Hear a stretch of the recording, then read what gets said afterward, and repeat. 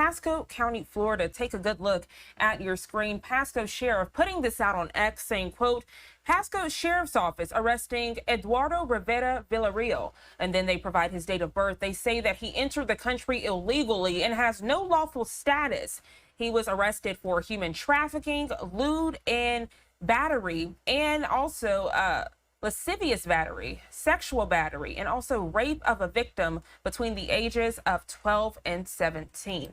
The Pasco County Sheriff holding a press conference. I will say viewer discretion is advised as we are learning about this information on this Friday. Good afternoon. I want to start by asking everybody to pray for the 14-year-old victim in this case. I think about 14 years old, and this girl has been victimized horrifically, so we ask to pray for her and her recovery, and that she can have a normal life, if we could say something like that. But just pray for her well-being. I want to thank our analysts, our deputies, detectives, Detective Damien is here, who was lead on the case. Another phenomenal job. I say, people think this is TV shows where you just get the information within an hour. I mean, it takes time, it takes a long time. So I want to thank them very much, because a lot goes into it, not just the sacrifices they make, but what their families make. So I want to thank them very much. And as we talk about, this may have prevented other crimes from occurring. At the same time, what we're also doing is asking if there's other victims out there. I also want to thank HCA Trinity. A lot of credit doesn't go out to the nurses, the doctors in those emergency rooms, and they deserve a lot of credit, because they see things that stand out. They see things that they shouldn't have to see, and nobody in society should have to see. But instead of just going along their business, they notify law enforcement and say something's wrong here. So I want to thank them very much for notifying law enforcement, and for all the nurses, doctors, and people that work in those ERs. Thank you very much. This young 14-year-old girl, I can tell you, she would not have been a victim had this person who entered this country illegally been stopped at the border. It's a tragedy that because the border was porous, because the border at the time, people can freely flow in here into this country, we had a victim. And so this is the second time this year that we arrested somebody who was here, who entered illegally into our country, that raped a juvenile. And it's very sad that any community in this country has to do with it. But in Pasco County, it's the second time that we made an arrest on somebody who should not have been in this country, who victimized one of our children. This case started actually on August 20th. So this young 14-year-old girl, she was standing at a Pasco County bus stop, and she engages in a conversation with an adult. And so the adult is talking to her. They just started this conversation, and he throws money and says, hey, you want to get in this car? And so she gets in the car with him. The suspect is Eduardo Villarreal. He was born in '72. So this is an older male. It's not somebody who's like 21, 22. This is an adult male. This guy is older. They know there's a big age difference. The suspect offered her money for sex. She makes a decision. She gets in the car with him. Over the next 2 weeks, the suspect and the victim go to different locations in Pasco County and Pinellas County. They frequent motels, they go to strip joints, they go to liquor stores, which I'll talk about in a little bit. At one point, she does tell him, I am 14 years old. So this adult male knows he's having sex with a 14-year-old girl, and he continues to do this. He continues to pay her, he continues to buy her alcohol. At one point, during these 2 weeks, he also forces sex on her. He holds her down, he holds his hands over her mouth to keep her quiet, and he forcibly rapes this young girl. This is the part where, we always tell people out there, pray for these victims, because they've been through tragedy. Talk about post-traumatic stress. This young girl is going to deal with this for such a long time. Finally, she was able to be saved on Tuesday, September 2nd. Tuesday night, she discloses to an adult that she's intoxicated and she's been raped by this adult.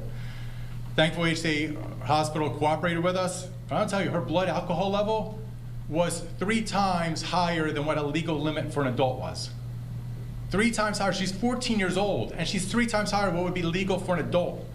I can't imagine the amount of alcohol that she was received from this suspect in this case. So at that point, we began the investigation. Eduardo so far has been charged with 1 count of sexual 1 count human trafficking because he's paying a juvenile for sex. He has 2 counts of lewd lascivious, and there's further charges that are coming. The one thing about Eduardo is that he confessed to our detectives is that he's scared about going back to Venezuela because he says the cartels are after him. So everybody, here's a clear message. Eduardo Villarreal will be in a Florida prison for life. So just putting it out there, if those cartels are really mad at him, that's where Eduardo will be for the rest of his life when he gets charged and convicted. Homeland Security also put a detainer on him. Eduardo, just a little bit of history, he entered the country illegally in 2023. He was stopped by CBP, but was released. He then established residency in Colorado, where he received a driver's license. He was actually stopped in Colorado several times, and the last time being May of this past year, he was stopped in Colorado on a traffic stop. The other thing about Eduardo is that he is a delivery guy. So that raises a lot of concerns and scares us, is the fact that this is a delivery driver in our community. So 2 things on this. First is we are notifying Homeland Security. Whoever hired this individual to be a delivery driver, well, that status of being in the United States, they're going to have to deal with that, and Homeland Security will be, their information will be handed over to Homeland Security. The second thing is we want to make sure if there's any victims out there, we will post the information about Eduardo. You're going to see it on the news. We want you to notify law enforcement. We do not believe this is the first time that he's committed these heinous crimes, and so we just want the information out there to make sure if there's any other victims, it's brought to justice, and that you actually receive the help you truly deserve. The other part is, talk about the hotels, motels, and liquor stores and strip joints. So they went to these locations. They hung out. That's saying, see something, say something. I know it all started because of Homeland Security after 9/11. It was about terrorism, but it's about crime. If you see an adult male who's much older than a young girl, a 14-year-old girl, I get it. You may think to yourself, oh, is it father-daughter? But if father and daughter start kissing in front of you, or the adult male and the young child are kissing in front of you in a liquor store, or a motel, or at the strip joint, somebody needs to call law enforcement. Somebody at this point needs to say, hey, there's something wrong here. Call law enforcement. Because maybe this could have been stopped from the very beginning had somebody done something about it. But because there was the injustice where people stayed silent, a 14-year-old girl was victimized over and over and over again. So right now, as I said, the investigation is still ongoing. We are getting the 14-year-old the treatment that she needs and deserves. We're looking further in this investigation. If anybody has any information, please let us know. But there is a clear message out there, is that in the state of Florida, we will enforce the laws. In the state of Florida, if you commit a crime, we will be held accountable. And if you're a victim, we're going to open our arms out to you. We're going to give you a hug. We're going to protect you. There's a lot of young girls out there. And I wish I was a social media star. I wish I was like cool that they would actually listen to me. But I'm not. I'm a dad. I'm a law enforcement officer, and so I don't really get that cool status that you would get on TikTok or other social media sites. But I want to convey this message to you. Being a young girl, you're special. You are loved. You do not need the attention of an adult male or anybody. If you're missing that void in your life, I'm telling you right now, God loves you. There is a Lord, Jesus Christ, that loves you. Please, don't put yourself in these positions where you feel like, I'm going in his car with this guy, I don't know who he is, and I'm going to sell my body. I'm going to have sex because they're going to give me money. Money's worthless. Everything on this earth is worthless, but you're priceless. You are worth way more than any money, any jewelry, any material things on this earth. So if there's that one message, if there's anybody out there with social media that's really good, that you have a big following, please do me a favor and get that out there. Because there's a lot of young girls that are harming themselves, putting themselves in dangerous situations. As I was arriving here today, a call went on the radio that a young 15-year-old girl was in one of the ERs who had just gashed her arm, self-mutilating herself. The tragedy that we have as a society where people don't feel their self-worth. Whatever we can do to give it to them, we have to. Because that will prevent people from being victimized in the future. and it'll prevent people from harming themselves in the future. So with that, is there anything I can answer or talk about? There's still an ongoing investigation, so myself or Detective Damian, there's things we can say and things we can't say. Well, of course, you touched on it, but your message to people who are out there that are looking to do these types of things to young children, what's your strong message to them? So I will say, in today's day and age, there's no secrecy. There's no privacy in the fact that they think that they can get away with these things. Eventually, you're going to get caught.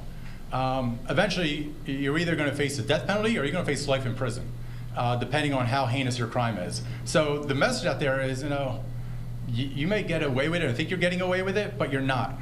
Eventually, at some point, you will be caught. And at that point when you're caught, I get it. You're going to cry and say, I wish I never did this. I didn't mean this to happen. Well, that's too late. So make your decisions now. The other one, too, is say you do get away with it. That's on this earth. I always say this. There's a bigger judge than me. There's a bigger judge than all of us. And that's God. At one point, we're all going to die. And you're all going to be sentenced. And during that sentencing, every sin you ever committed is going to come forward. So at that point, yeah, the judges on earth, the sentencing on earth may be one thing, but eternity, that's a bigger thing that you're going to have to deal with than just worrying about the causes on earth. We're good? Yes, sir. Sir, how about contact info? Is if somebody out of state does recognize the subject, call their local police or? Yeah, so if it's somebody locally, so if it's people in Colorado, which this individual lived in Colorado for a long time, notify Colorado law enforcement, but at the same time notify us, because we want to know, we'll actually connect together. You can go on our Facebook page, our Twitter account, we have our information up there. But yes, if somebody has any information, notify us or notify your local jurisdiction. And if they have any questions, that local jurisdiction doesn't do anything about it, notify us and we'll get engaged. Thank you. And All right. lastly, you talked about the concerns about people hiring people who maybe came here through improper ways. Right. Message to them. I mean, Right. they're doing this. It's not the first time, as you mentioned, Right. that this happened. As I said, the problem we face is, I can imagine, he's probably cheap labor. He's probably extremely cheap labor. The thing is, he is going door to door to people's houses. He's in people's communities. If they never verified his status, they never did a background check. I mean, these people should absolutely have a background check. Now, he had criminal offenses. They may not have caught because there may not have been anything in his background, but at the same time nobody probably did anything. They just hired this individual, he handed him a Colorado license and just started working doing deliveries. We have no proof yet. It's still an investigation, but I cannot believe that this person who committed this crime, who self-disclosed that the Venezuelan drug cartels are after him, that he's lived a very good life.